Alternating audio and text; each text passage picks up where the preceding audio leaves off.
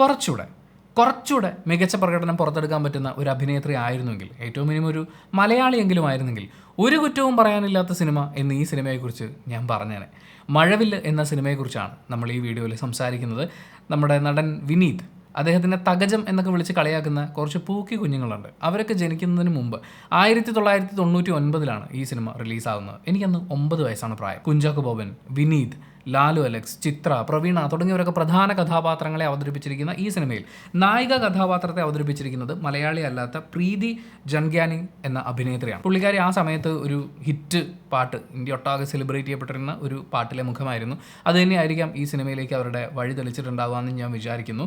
കുഞ്ചാക്കോ ബോബൻ്റെ നായിക എന്നൊക്കെ പറഞ്ഞ് നമ്മളിപ്പം പോസ്റ്ററിലൊക്കെ കാണുമ്പോൾ നമുക്ക് ഭയങ്കര ഒരു മാച്ചിങ് സംഭവം ഫീൽ ചെയ്യുമെങ്കിലും സിനിമയിലെ അഭിനയത്തിലേക്കും പ്രത്യേകിച്ച് ഡയലോഗ് ഡെലിവറിയിലേക്കൊക്കെ വരുമ്പോൾ വൻ പരാജയമാണ്. പ്രത്യേകിച്ച് ഡബ്ബിംഗ് ആർട്ടിസ്റ്റിനെ കുറിച്ച് നമുക്ക് വൻ പുകഴ്ത്താനുണ്ട്, അതവിടെ നിൽക്കട്ടെ. പക്ഷേ അവരുടെ ലിപ്പ് ആ സംഭവത്തിലൊക്കെ വൻ വീക്കായിരുന്നു ആ അഭിനേത്രി. അതിന് അവരെ കുറ്റം പറഞ്ഞിട്ട് കാര്യമില്ല, അവരൊരു മലയാളി അല്ല. എന്നാലും അങ്ങനെയൊക്കെ ശ്രദ്ധിക്കേണ്ടതല്ലേ എന്ന് ചോദിക്കുമ്പോൾ ഈ സിനിമ എന്ന് പറയുന്നത് ദിനേശ് ബാബു എന്ന സംവിധായകനാണ് ഒരുക്കിയിട്ടുള്ളത്. അദ്ദേഹം ഒരു കന്നഡ സംവിധായകനാണ്. അദ്ദേഹത്തിൻ്റെ തന്നെ അമൃതവർഷിണി എന്ന കന്നഡ സിനിമ മലയാളത്തിലേക്ക് റീമേക്ക് ചെയ്തിട്ടാണ് മഴവില്ല് എന്ന പേരിൽ റിലീസാവുന്നത്. അപ്പോൾ അദ്ദേഹത്തിനും ലിപ് മൂവ്മെൻറ്റിലും ഒക്കെ ഒരു സാറ്റിസ്ഫാക്ഷൻ ഒരു പക്ഷേ ഫീൽ ചെയ്തിട്ടുണ്ടാവാം. എന്തായാലും ഡബ്ബിംഗ് ആർട്ടിസ്റ്റ് ശ്രീജ ഗംഭീരമായി എന്ന് പറഞ്ഞു കഴിഞ്ഞാൽ ആ വോയിസ് ആക്ടിങ്ങിൽ നമ്മൾ ഇരുന്ന് പോകും. ഇതിൻ്റെ ശബ്ദരേഖയൊക്കെ പണ്ട് ആകാശവാണി റേഡിയോയിലൊക്കെ ഉണ്ടായിരുന്ന പരിപാടിയാണ് സിനിമയുടെ ശബ്ദരേഖ കേൾപ്പിക്കുക എന്നുള്ളത്. അങ്ങനെ ശബ്ദരേഖയായിട്ടൊക്കെ ഇത് കേൾക്കുകയാണെന്നുണ്ടെങ്കിൽ എന്തൊരു ഫീലാണെന്നറിയോ. പക്ഷേ വിഷ്വൽ വരുമ്പോഴാണ് ഇച്ചിരി കുഴപ്പമായിട്ട് എനിക്ക് തോന്നുന്നത്. പക്ഷേ അത് ഇത്രയും മാരകമായിട്ടുള്ളൊരു സിനിമ കാണാതിരിക്കാനുള്ളൊരു കാരണമായിട്ട് ഞാൻ പറയില്ല. സിനിമയുടെ ക്ലൈമാക്സ് ആണെങ്കിലും ബോക്സ് ഓഫീസ് വിജയമാണെങ്കിലും ഒരു ദുരന്ത പര്യവസായി ആയിട്ടാണ് വിലയിരുത്തപ്പെടുന്നത്. എന്നുവെച്ചാൽ വലിയ വിജയമൊന്നും ആയിരുന്നില്ല അക്കാലത്ത് എന്നാണ് വിക്കിപീഡിയൊക്കെ പറയുന്നത്. എനിക്കറിയാൻ പാടില്ല, എനിക്കന്ന് 9 വയസ്സല്ലേ ഉള്ളൂ. പക്ഷേ ഇന്നായിരുന്നു ഈ സിനിമ ഇറങ്ങുന്നതെങ്കിൽ കുറേ കൂടി മികച്ച വിജയം സിനിമ നേടിയേനെ എന്ന് മാത്രമല്ല, കുറേ കൂടി മികച്ച അഭിപ്രായങ്ങൾ, പ്രത്യേകിച്ച് പ്രകടനങ്ങൾക്കൊക്കെ വലിയ അഭിപ്രായങ്ങൾ സിനിമ സ്വന്തമാക്കിയാണ്. ഞാൻ ശരിക്കും ഈ സിനിമയിലേക്ക് ലാൻഡ് ചെയ്യുന്നത് കഴിഞ്ഞ ആഴ്ച ഒരു റീല് കണ്ടു. ആ റീൽ എന്താണെന്ന് വെച്ച് കഴിഞ്ഞാൽ നമ്മുടെ നടൻ വിനീത്, അദ്ദേഹം നർത്തകൻ കൂടിയാണല്ലോ, അദ്ദേഹം ഒരു 2 കൈയൊക്കെ ഇങ്ങനെ വെച്ചിട്ട് ഇങ്ങനെ നടന്നു വരുന്ന ഒരു ഭാവമാണ്. അപ്പോൾ 2 അടിച്ച ശേഷം അമ്മാവൻ എന്നുള്ള ഒരു തലക്കെട്ട് കൊടുത്തിട്ടാണ് ഈ റീല് വരുന്നത്. എനിക്ക് സത്യം പറഞ്ഞാൽ നല്ല വിഷമം തോന്നിപ്പോയി. കാര്യം അദ്ദേഹം ഒരു അതിഗംഭീര നർത്തകനാണ്. അപ്പോൾ അദ്ദേഹം നൃത്തം ചെയ്യുന്നതിലെ ഏതോ ഒരു ഭാഗം മാത്രം എടുത്തു വെച്ച് അതിനെ ഇങ്ങനെ ക്രോപ്പ് ചെയ്ത് കാണിക്കുന്നത് എത്രയോ വർഷം കൊണ്ട് അയാൾ സ്വായത്തമാക്കിയിട്ടുള്ള ഒരു കഴിവാണ്. അതിൻ്റെ ഒരു എക്സ്പ്രഷനാണ്. അതിനങ്ങനെ അവഹേളിക്കുന്നു എന്നൊക്കെ ഉള്ളത് എനിക്കൊരു വിഷമം തോന്നി. അങ്ങനെ ഞാൻ ചുമ്മാ വിനീത് ഭാഗമായിട്ടുള്ള സിനിമകൾ നോക്കിയപ്പോൾ ഈ സിനിമയിലേക്ക് വന്ന് ലാൻഡായി. പണ്ട് എപ്പോഴോ കുഞ്ഞു ഭാഗങ്ങൾ കണ്ടൊരു ഓർമ്മയുള്ളൂ. ക്ലൈമാക്സിനെ കുറിച്ച് ഒരു വളരെ വേഗമായിട്ടുള്ളൊരു ഓർമ്മയുണ്ട്. എന്തായാലും പടം കാണാൻ തീരുമാനിച്ചു. ആസ് പെർ വിക്കിപീഡിയ, വിനീത് എന്ന അഭിനേതാവിൻ്റെ ജന്മദിനം 1969 സംഭവിക്കുന്നത്. എന്ന് വെച്ചാൽ അയാളുടെ 30-ാം വയസ്സിലാണ് അയാൾ ഈ സിനിമ ചെയ്തിരിക്കുന്നത്. അങ്ങേരുടെ 30-ാം വയസ്സിൽ ചെയ്തു വെച്ചിരിക്കുന്ന ഈ കഥാപാത്രം, അതിൽ അങ്ങേര് കൊടുത്തിരിക്കുന്ന ഭാവപ്പകർച്ചകൾ എന്ന് പറയുന്നത് ഇന്ന് 30കളിൽ എത്തി നിൽക്കുന്ന എത്ര അഭിനേതാക്കൾക്ക് ഡെലിവർ ചെയ്യാൻ പറ്റുമെന്ന് ചോദിച്ചു കഴിഞ്ഞാൽ എനിക്ക് സംശയമുണ്ട്. ഇനി അങ്ങനെ ഡെലിവർ ചെയ്യാൻ പറ്റിയാൽ പോലും എൻ്റെ കരിയറിൽ ഇങ്ങനെ ഒരു വില്ലൻ ചായ്വുള്ള, ഇങ്ങനെ ഒരു നെഗറ്റീവ് ഷെയ്ഡുള്ള ക്യാരക്ടർ ഞാൻ ചെയ്യണോ എന്നുള്ള താരചിന്ത അവരെ കൊണ്ട് അതിന് സമ്മതിപ്പിക്കുകയില്ല. പക്ഷേ വിനീത് അത് ചെയ്തു. പിന്നെ അദ്ദേഹത്തെ കളിയാക്കുമ്പോൾ ഈ തകജം എന്നൊക്കെ പറഞ്ഞിട്ടുള്ള കളിയാക്കൽ പദങ്ങളിലൊക്കെ എനിക്ക് ഫീൽ ചെയ്തിട്ടുള്ളൊരു കാര്യം, ഈ ശാസ്ത്രീയ നൃത്തം അഭ്യസിക്കുന്ന ആൺകുട്ടികളെ പൊതുവെ അവരുടെ ഭാവങ്ങളിലാണെങ്കിലും ചലനങ്ങളിലാണെങ്കിലും ഒരു സ്ത്രൈണതയൊക്കെ ആരോപിച്ച് അതിനെ കളിയാക്കുക, അല്ലെങ്കിൽ ശാസ്ത്രീയ നൃത്തം പഠിക്കുന്നത് എന്തോ സ്ത്രീകൾക്ക് മാത്രമാണ് എന്നുള്ളൊരു ചിന്ത ഉണ്ടാവുക. ഇതൊരു എൻ്റെയൊക്കെ സ്കൂൾ കാലഘട്ടങ്ങളിൽ ഞാൻ കണ്ടിട്ടുള്ളതാണ്. ഞാൻ വിചാരിച്ചത് അതൊക്കെ മാറിപ്പോയി എന്നുള്ളതാണ്. പക്ഷേ അതിനൊന്നും ഒരു മാറ്റവും സംഭവിച്ചിട്ടില്ല ഇന്നും എന്നുള്ളത് സങ്കടകരമായ ഒരു സത്യമാണ്. എൻ്റെ കൂടെ +2 മുതലുള്ള കൂട്ടുകാരനാണ് ആർജിത്ത്. അവൻ ആ സമയത്ത് കലാപ്രതിഭയായിരുന്നു സംസ്ഥാന സ്കൂൾ കലോത്സവത്തിൽ. അവനുമായിട്ട് ഒരു 10 മിനിറ്റ് ഇരുന്ന് സംസാരിച്ചാൽ തീരാവുന്ന ഒരു തോന്നൽ മാത്രമാണത്. പക്ഷെ എന്താ ചെയ്യുക, ഇപ്പോഴും പല ആളുകളുടെയും മനസ്സിലത് കിടപ്പുണ്ട്. അങ്ങനെ അദ്ദേഹത്തിൻ്റെ പ്രകടനത്തിനെ അഡപടലം അഭിനന്ദിക്കാതെ നമുക്ക് മാറി നിൽക്കാൻ പറ്റില്ല. അത്രയും ഗംഭീര പ്രകടനമാണ് വിനീത് ഈ സിനിമയിൽ കാഴ്ചവെച്ചിരിക്കുന്നത്. പക്ഷേ അപ്പോഴും എനിക്ക് കൺഫേം ചെയ്യാൻ പറ്റാത്തതുകൊണ്ടാണ് ഈ സിനിമയുടെ ടൈറ്റിൽ കാർഡ്സിൽ എവിടെയും അവർ ഡബ്ബിംഗ് ആർട്ടിസ്റ്റുകളുടെ പേര് മെൻഷൻ ചെയ്തിട്ടില്ല. നായികയ്ക്ക് വേണ്ടി ഡബ്ബ് ചെയ്തിരിക്കുന്നത് ശ്രീജ ആണ് എന്നുള്ളത് ഞാൻ വേറെ അന്വേഷിച്ചപ്പോൾ എനിക്ക് മനസ്സിലായതാണ്. പക്ഷേ നടൻ വിനീതിന് വേണ്ടി ഡബ്ബ് ചെയ്തിരിക്കുന്നത് അദ്ദേഹം തന്നെയാണോ എന്നുള്ളൊരു ചെറിയ സംശയമുണ്ട്. കാര്യം അദ്ദേഹത്തിൻ്റെ തുടക്കത്തിലെ കുറച്ച് സിനിമകൾ, ഇപ്പോൾ കാബൂളിവാല പോലെയുള്ള സിനിമകൾ എടുത്ത് നോക്കുകയാണെങ്കിൽ മറ്റൊരാളാണ് അദ്ദേഹത്തിന് വേണ്ടിയിട്ട് ഡബ്ബ് ചെയ്തിട്ടുള്ളത്. ഗായകൻ കൂടിയായ കൃഷ്ണചന്ദ്രനാണ് ആ കാര്യം ചെയ്തിട്ടുണ്ടായിരുന്നത്.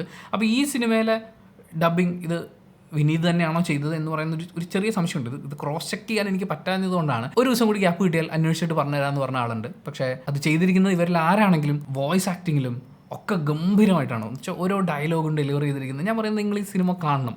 വിനീത് എന്ന അഭിനേതാവിൻ്റെ പ്രകടനം കാണാൻ വേണ്ടിയിട്ട്, അങ്ങനെ എന്തൊക്കെ ചെയ്തിരുന്നു എന്നുള്ളതൊന്ന് മനസ്സിലാക്കി വെക്കാൻ വേണ്ടിയിട്ട് നിങ്ങൾ ഈ സിനിമ നിർബന്ധമായിട്ടും കാണണമെന്നാണ് ഞാൻ പറയുന്നത്. ഒരു കൊമേഴ്ഷ്യൽ ചേരുവകളൊക്കെ ഉള്ളൊരു സിനിമയാണ്, പക്ഷേ അഭിനയ പ്രാധാന്യം ഇത്രയും ആഴത്തിലുള്ളൊരു കഥാപാത്രത്തിനെ പുള്ളി ഗംഭീരമായിട്ട് ചെയ്തിട്ടുണ്ട്. കഥ വളരെ സിമ്പിളാണ്.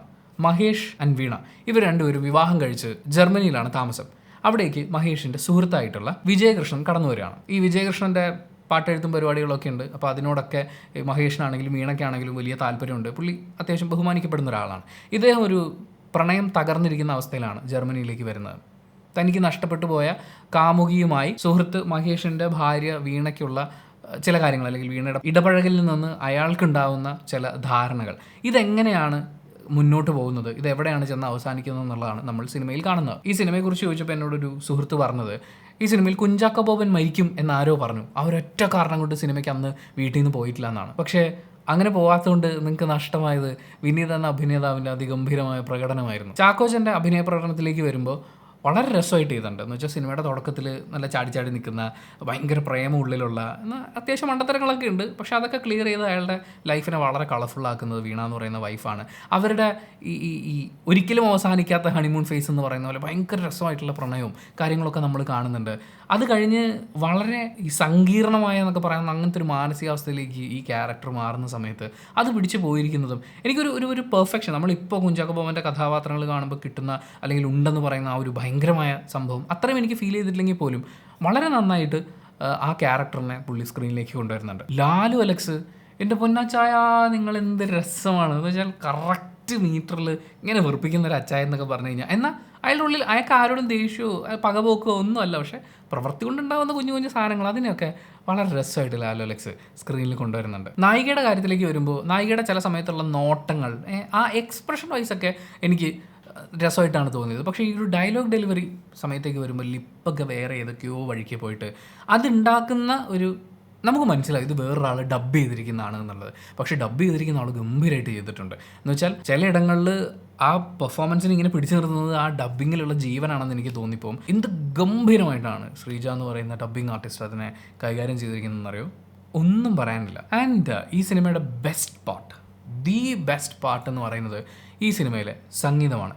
1999 മോഹൻ സിത്താര സംഗീതം പകർന്ന് കൈതപ്പുറം വരികളൊരുക്കി റിലീസായിരിക്കുന്ന ഈ സിനിമയിലെ പാട്ടുകൾ എല്ലാം, അതിലൊരു ട്രാക്ക് മാത്രമാണ് ഒരുപാട് പേര് ഒരു പക്ഷേ കേൾക്കാൻ സാധ്യതയില്ലാത്തത്, പക്ഷേ ബാക്കി ട്രാക്കുകളെല്ലാം സൂപ്പർ ഹിറ്റുകളായിരുന്നു. നിങ്ങളൊരു 90s കിഡ് ആണെങ്കിൽ ഈ പാട്ടുകളൊന്നും നിങ്ങൾക്കറിയാത്തതല്ല. ഈ പാട്ടുകളൊക്കെ അതത് രാഗങ്ങളിൽ ചിട്ടപ്പെടുത്തിയിട്ടുള്ള ഏറ്റവും ഗംഭീര പാട്ടുകളായി വിലയിരുത്തപ്പെടുന്ന പാട്ടുകളടക്കമുണ്ട്. ശിവനാമം എന്ന് പറയുന്ന ട്രാക്ക് ഞാൻ റെഡ് FM റേഡിയോയിൽ വർക്ക് ചെയ്യുമ്പോൾ എല്ലാ ദിവസവും രാവിലെ 6 to 7 ഈ ഭക്തിഗാന ക്ലോക്ക് ഉണ്ടാവും. ആ സമയത്ത് ഭക്തി പ്ലസ് സിനിമ എന്ന് പറയുന്നൊരു കോമ്പിനേഷനാണ് വരേണ്ടത്. ഈ പാട്ട് അതിലിങ്ങനെ പോകുന്നുണ്ടാവും. വല്ലാത്ത ഫീലാണ് ആ പാട്ട് ഇങ്ങനെ കേട്ടുകൊണ്ടിരിക്കുമ്പോൾ. അതിനകത്ത് പാടി അതിൻ്റെ ഒരു പീക്ക് ലെവലിലേക്ക് എത്തുമ്പോൾ മനസ്സിന് ഫീൽ ചെയ്യുന്ന ഒരു ഹൈ ഉണ്ട്.